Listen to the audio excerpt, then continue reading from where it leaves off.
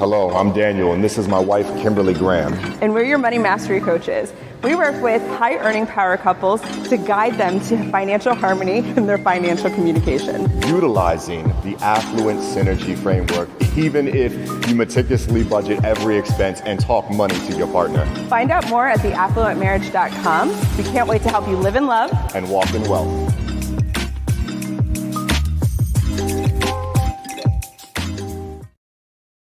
Hey, babe. Hello, all, and welcome to the Affluent Marriage Podcast. You are listening to two money mastery coaches talking about how to live a rich and full marriage through generational wealth building principles, authentic two-way communication strategies, and everything in between to become a couple that lives in love and walks in wealth. Happy summer. Your legacy begins here. Happy summer. Sorry, I interrupted you. No, you're fine. I got really excited. Honestly, I was looking at that video because it has been a moment since we've uploaded. It's just been so hectic. But I was like, hey, man, look at that couple in Cancun just recording a video for our podcast. And it's a lot of fun. It is a lot of fun to look at that. And it's been a really fun, hectic summer. We just got back from South Carolina. We spent about a week and a half there. We were in Charleston for our family reunion. And then Kim went on back-to-back vacations. Dude, I had to drive 9 hours. I'm going to brag on myself. 9 hours.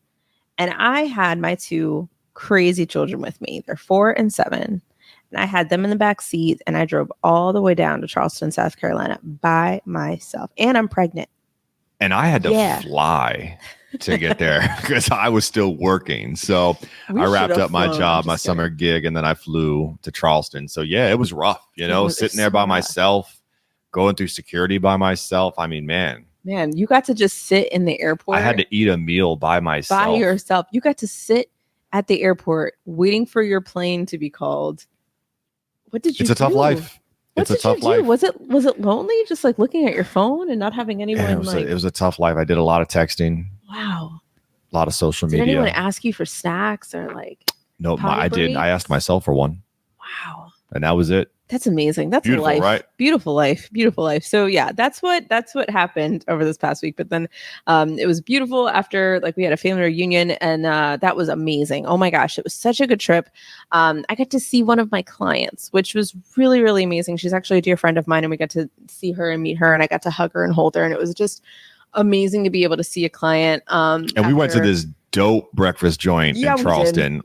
Shout out to I ordered the Junction Kitchen. I think that's small little side shop on the side of the street. Oh my gosh. But man, did I get the best donut. This mocha glazed donut. It was perfectly crisp on the outside and just tender, had moist on the espresso inside. Grounds in it. Yeah, it was legit. I know that might sound off-putting to some, but look, that mocha espresso, that was the delicious donut. That's that. And then the pimento cheese grits. The pimento to die for. Cheese grits to die for. Were so good. I didn't know that was a Charleston thing. It was so good. I was thinking about that today when we were hanging out by the pool. I was like, oh my gosh, those grits. You hear these stories of celebrities that so fly across the ocean to go get something from that little shop in Paris or something. That's a place Kim's do it. I might do that. Fly down to Charleston just to get some pimento grits. Legit. Okay, we're only 2 hours away. So we went to Charleston, right, for a family reunion. I typically would never go to Charleston, but it's only an hour and some change, far away from his mom's house. So you know what? It might be something that we'd be like, oh yeah, well, let's go down to Charleston for a night and we go hit up that joint. I'm not joking. It was that good, y'all. It was that good. Shout out to the Junction Kitchen. Yeah, if you see that on the menu, definitely give it a try. The donuts were it. They were it. And I'm very picky about my donuts. It was perfectly crunchy, perfectly moist on the inside. It was fried to perfection. And then the chocolate wasn't too overpowering. It was so good. And the pimento cheese grits with the pimento cheese grits with the eggs. You got to get scrambled eggs. Honestly, just those three things. I know it doesn't sound like a lot. I was so happy. I had French toast, but the French toast was good. But those three things were the star of the show. I told the waitress when I walked in, I was like, look, I'm just starting my vacation, so I'm about to order a lot of food. I need you not to judge me. Tell them about the coffee wall. So first I ordered the coffee and they're like, yeah, help yourself to there's a coffee bar over there on the side. You just go up and get whatever coffee you'd like. and I had to choose a mug off the wall, which some people might find that as like, so good. Germs, whatever. But no, they were all very clean. And you got to choose your own mug. So I chose the mug, got my coffee, made it myself, which some people might want to be waited on, but I loved it because I drink coffee fast. So I was able to go right back and fill up my next cup. I loved that little coffee bar setup. So smart, so ingenious too. And ingenious. Then really, because like how many times your own coffee? In the sense that like you don't expect to go to a restaurant and then have to go do something yourself unless you're at like the melting pot or something where you make your own food or whatever in front of you, which I hate that stuff. Or hot pot. I don't want to do work. Yeah. I don't want to go to a restaurant and then work. That sounds awful. But this was chill. The coffee bar was chill. I ordered so much. He likes a lot of coffee. Like he will ask for refill. I'm trying to do better on that actually. So it's so funny because like so we did that, and Charleston, if you've never been, I highly recommend for the mere like history and the food and the culture. Was really, really vibrant down there. Like I really, really enjoyed it. We had a tour guide and my daughter got pooped on by a bird. Well, you got to specify that. That's true. I just said pooped on and I was like, oh wait, by a bird. It's important to say. As did many people. Yeah. It was like 3 people in my family got pooped on by birds, but apparently it's good luck. So that's good. But yeah, like we really had a great time. And so when you joined us, that was really awesome. It was just a fantastic trip. And then we went up to Myrtle Beach, which is where his mom lives, and met up with his brother. And so the cousins were everywhere, right? So his girlfriend and their baby, and like they have 2 kids. And so we have our 2, one in the oven. Anyway, it was a very, very chaotic but restful vacation. Yes, there are different types of vacations, right? There are the vacations where you get away from wherever your home is and you just go. You do, like you just live life. But that can be exhausting, right? And then you've got the vacations where you literally do nothing. Yeah. And that is my favorite kind of vacation where I do nothing. Mm-hmm. Grandma was on it. Locked in. She loved it. From the moment those kids woke up, which they woke her up because they go in her room and get in her bed. It's the best. She had them. She made them breakfast. She played with them. I mean, she was on it. And let's just talk about that. Sleep in. That is luxury. Every day. That's all I want. My kids are going to somebody else at 8 o'clock in the morning, 7:30 in the morning, and it's not my bed. Yes, please. Yes, please. So it was a very restful, but fun and just really great vacation. And then I got food poisoning to end the trip on our way home, but that's neither here nor there. We are here. But you know what? I think it's really good. We're talking about summer. We're talking a lot about like, this is our summer edition because we're just kind of like, we changed up our podcast to just talk about our life. We're talking about where we are, what's going on, and really how that feeds into like the finances, right? How do we deal with things financially in our business and our home and all that stuff when life is happening? Because it's did you guys know that money touches everything? So me just talking about my life and the things that we're doing in our lives, money's touching that. Money is touching that. And I really want to, because July is right now. June was a really good month. And we did a lot of things that when we reflected on it and we reflected on our budget, we actually thought about it and we were like, wow, you can actually read. Here's something that you should really do for yourself. Go back the last 30 days. I tell people to do this all the time, but the purpose behind it is always different. Go back the last 30 days and really track on a weekly basis. So like week 1, this is what we spent. This is the bills that came out. This is the, we went to Walmart, we went to this restaurant or whatever. Really track it out and actually think about the reasoning behind every purchase. I know that sounds meticulous, but so we have this tool that we use that really maps out our purchases by week. And so we are able to see exactly what bills come out in a given week of a month. But then we also update it with like, what did we actually spend during that week?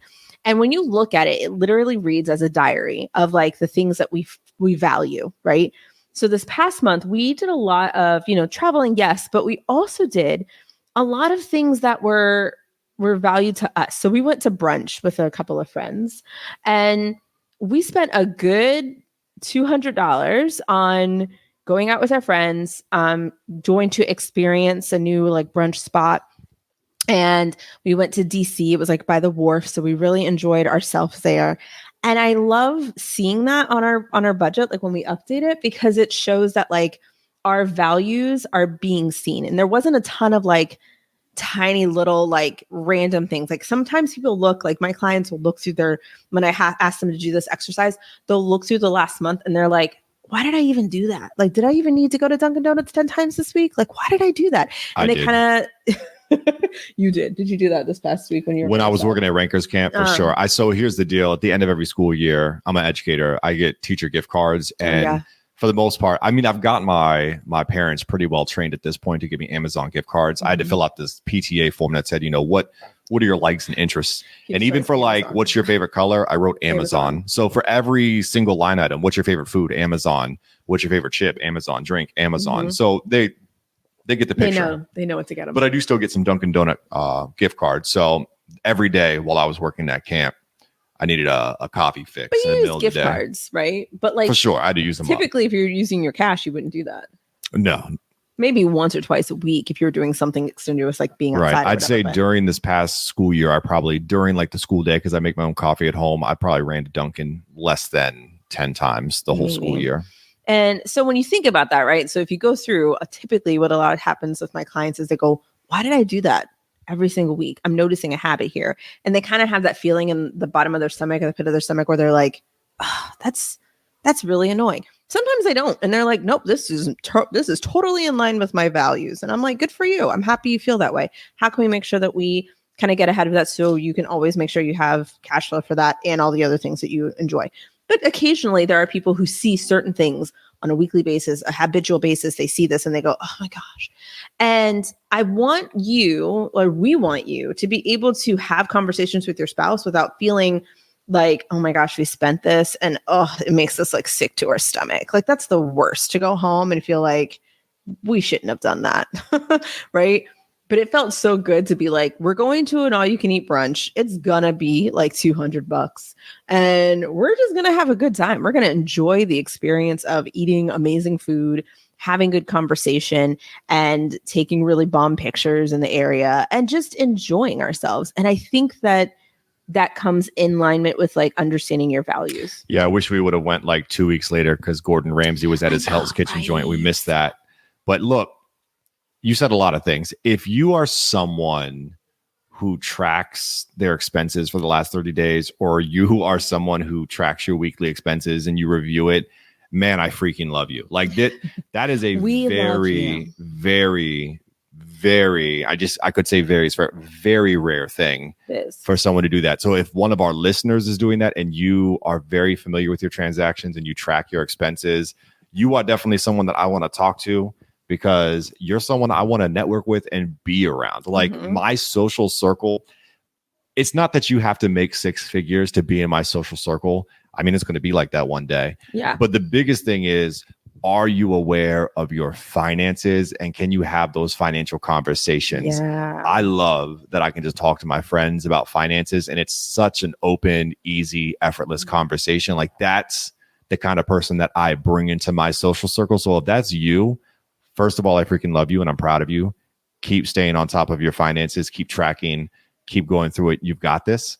But dude, like, let's talk, because that's dope if that's you, because that's rare. So it's just funny that you said that, like everyone does that. Nobody budgets. It's just crazy. I don't know. Like you see how much we make and how we get by and how we live. And then you see other people and you're like, I know what you make and your lifestyle seems like so much better than mine. Right. Like, and I know what you make. And this is very judgmental for me to say, I guess, but I'm going to say it anyway, because it's my podcast. Like, you know what I'm talking about? Like your friends, you know what your friends make? And then you see your friends living and you're like, hold up, you just went on vacation and now you're going on another vacation. Like, I know your job. I know how much you make. How are you doing this? You just got that designer bag. You just bought those new clothes. Like, how are you living life the way you're living it and not broke? They are broke. All right, let's be real. Like they are very much broke. Like you can't live like that. So my point in all that is, it is so rare to be somebody who tracks your expenses and don't get caught in the tomfoolery of all those people living their lives to the excessive. And you're sitting there wondering like, dude, I track and I'm doing this and I feel like I'm not making it and I'm not succeeding and I'm not thriving. That's not true. You are doing so much better than that person that you see. You just don't see what's underneath, right? that was something that I spoke to a client about today. They just started with me, husband and wife, and they have really done really great for themselves. They don't have any debt. They have a home. In fact, both of the clients that just started with me are in this situation. They have a emergency fund. That's pretty, it's like 4 months, which is good. They have that understanding of like, okay, yeah, I have an idea of where our money is going, but for whatever reason, I still don't feel secure. I feel like I should be further along. I feel like I should be here, there, everywhere. Yeah, there's some stuff that we could work on in terms of the organization and how they're talking and communicating about finances. Absolutely. And that's what we're going to work and specifically focus on. But for the most part, I looked at everything that they brought to me today and I told them, I need you to understand that you're doing a very good job. And I need you to understand that the only way you're going to feel the most fulfilled and satisfied is if you have more conversations about what your values are, and you can ensure that those values are being represented in your day-to-day, in your monthly conversation, in your money conversations, in your budget. You have to make sure that those values that are important to you, both the security and also the wants that you have, right, are being met. Because if they are, you're going to find that, oh my gosh, we're doing really good. Because no matter how much, you can always look at somebody else and find, they say the grass is greener on the other side. We always think that we're looking at somebody else and going, but they're so much further along than I am. You don't know their story. And so you have to there's a practice of falling in love with your own story, falling in love with your own circumstance, falling in love with your self, your bettering of self and bettering of your mindset, bettering of how you're managing your money. You have to fall in love with yourself, right? In so many ways, you have to fall in love with that. And once you kind of tend to your own garden and tend to your own grass and tend to your own stuff, you're going to find that there's a lot around that you can be so thankful for. And that's really where it comes from, when you really identify the values that are most important to you. So for example, you talked about friend groups. This past week, I didn't even tell you this, one of my friends texted me in our group chat. She was like, guys, I got to a fully funded emergency fund. I'm so proud of myself. And now I'm going to focus on, a goal of hers is she loves to dance. So she's in dance classes right now. So she's focusing on, this $5,000 investment that she's making into, her dance. She wants to go travel to this dance space so that she can actually compete. And we were cheering her on. We were so excited. And we were like, all right, if we see anything or if there's any other job opportunities or whatever, so you can get to that goal even faster, let's go. We got you, that's the type of support you want to be around, because they're helping you water your garden. They're helping you see that what you have in front of you is actually really, really beautiful. And you're doing a great job, as opposed to going oh, that's so great. Good for you. So you're going to lend me $20? That takes away, from the work that they've done, So it really is important, A, who you hang around, but B, do you have understanding of your values, and can you fall in love with how you are managing your money? I know it's a weird concept. No, I love how different our takes are on knowing your values. You and I went to different ends of the spectrum. Yours is so sweet and sincere and just encouragement and blossoms and flowers. And I'm over here I thought you were going to talk about this past week on vacation with family and talk about values, because my side of the story is I love knowing my values, because I have the ability and the power to tell people to say no. No. Yeah, that is important too. No. And not feel bad about it. That does not align with my values. No, I'm not going to do that. Yeah. Anytime you get together with family wants to do things, right? Because everyone's vacation is different. I talked about the two different types of vacation, right? For us, this trip to South Carolina is the do nothing, go nowhere, let grandma love on the girls that she sees twice a year, three times a year. And that's our vacation. We might go out somewhere once or twice. Maybe. But that's it. For other parts of our family, this trip is not the do nothing trip, right? This trip is this is our vacation. We are here to partay. We are going to go jet skiing. We are going to go to boardwalk on the beach. We're going to go to Broadway at the beach. We're going to go to all these places, do all of the things. We'll spend all that money. And because they're here and we're there as well, they're like, dude, we're all here together. Let's hang. Let's chill. Let's do this all together. Let's live it up. Just let you handle that. I had to tell them, look, man, we're not doing it. We're not going. They're like, what? But come on, Vin Diesel family. You know what I mean? And it's no, we don't value that. And it's not a money thing. It's not us being cheap.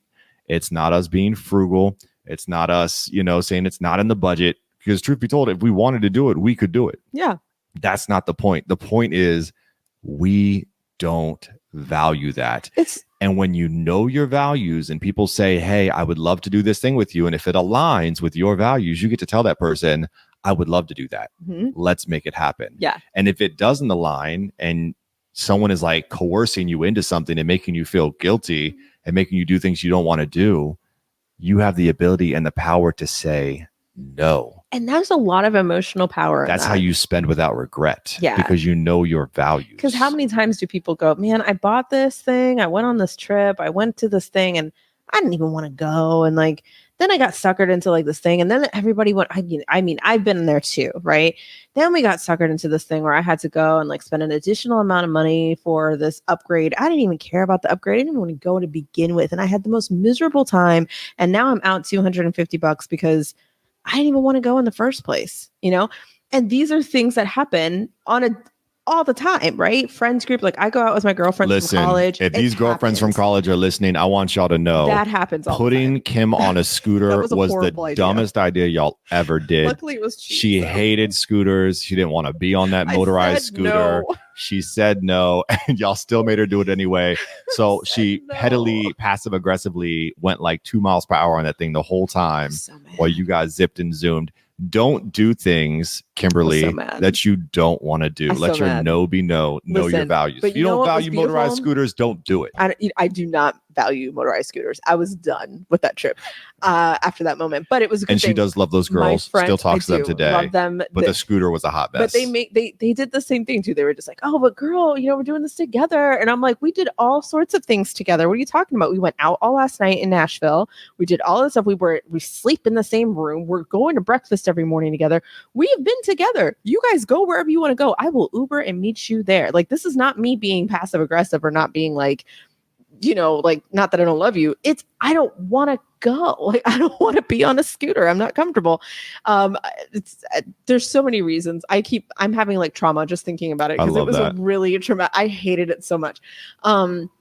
So, and I feel like, it's just this, we are in our 30s now, right? So if you're listening to this, you're probably in the same bracket, if not older. We're old enough to know that our no means no and our yes means yes, right? Isn't that what we teach our kids? Not to be peer pressured into things. So like as adults, we have to understand that, yes, it can be difficult, but we have to understand our values, especially when it comes to money. So one way that we actually decided, I told my brother-in-law and I told I guess it's my sister-in-law, it's his girlfriend, but she's family.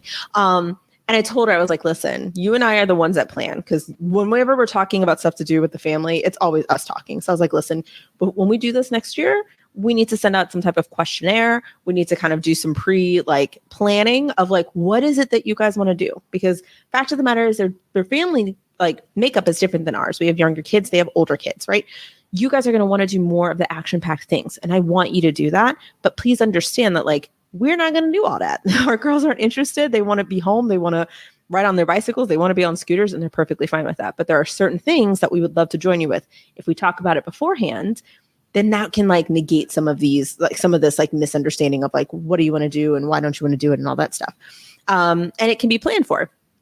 On both sides. And so she was like, yeah, let's do that next time. So it was a learning curve and everyone was fine. There's no beef or anything like that. But it was just a very interesting situation that, yes, when you're going with family, your values, or just if anyone, friends, groups, whatever, your values are going to be tested. What do you actually care about? And you have to really think about that diary that you're going to open, going back to that 30 days, right? Tracking for 30 days and looking at it on a weekly basis. I like to do it literally so it looks like a calendar. And you can look at it and you can say, what things did I value that really aligned with my value that I bought that I was really that was worth it?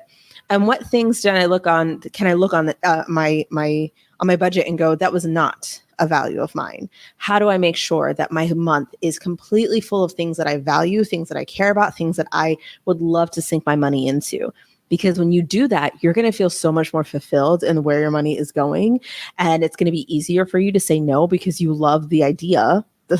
You love being able to look at your money and knowing it went towards all the things that I truly care about. And so it just becomes that much easier when you know your values and you kind of test yourself on that, so that when you are kind of being faced with, hey, we're doing this and you don't want to do it, it's easier to just say, no. Exactly. Exactly. Well, guys, next time I think what I want to do, and I don't want to necessarily add agenda to this because I like that this is just very free flowing and we just kind of discuss, but being the true nerds that we are, we found a post on Reddit on the drive home because what do we do on the way home? We talk money, we talk dreams, we talk vision. And I found a post on Reddit that kind of breaks down different classes, like poor, working, middle, upper class, like owning, whatever you want to call the highest class. And we kind of read through each description and kind of determined what we felt we were. And I'm curious what you guys think you guys fall under, but we'll talk about that next time. Yeah. But for now, guys, go live in love, walk in wealth. Take care, y'all. Bye.